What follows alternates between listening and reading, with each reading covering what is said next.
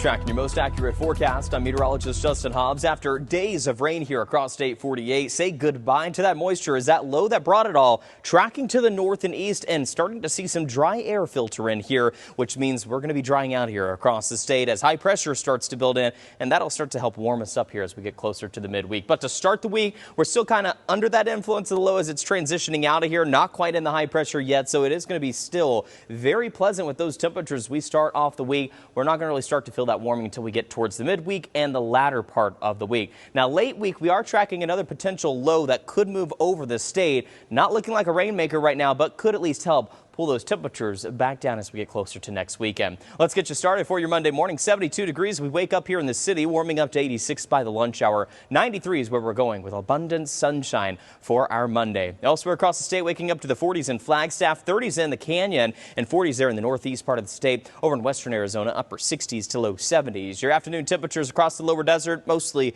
getting into those mid to low 90s. We'll get into the 60s and 70s on the rim. 80 degrees up in Sedona. Now, again, like I said, that low tracks out of here as we go into Monday. Again, we're kind of in that transitional period, but overall, at least drying out as many areas recover after all that flash flooding. The high pressure, though, starting to build in better as we get into Wednesday, Thursday, but then as we get closer to Friday, there's that low I'm talking about. Tracks to our north may bring a few showers to the far north, but we'll see how that's going to play out. But at least if it does move through like this, it will just mostly bring us some wind and at least some cooler temperatures as we get closer to that weekend. So here's those temperatures going to climb up the hill like a roller coaster here as we go through Thursday all the way to 97 by Wednesday, triple digits unfortunately by Thursday and Friday, and then starting to taper back down as we head into the weekend, back into the upper 90s. If you're wondering when our last 100-degree day will be, well, usually our average is October 5th, but as we remember last year, it lasted all the way into October 26th. The latest that we've had is October 27th, but I don't think this is going to be like last year at this point.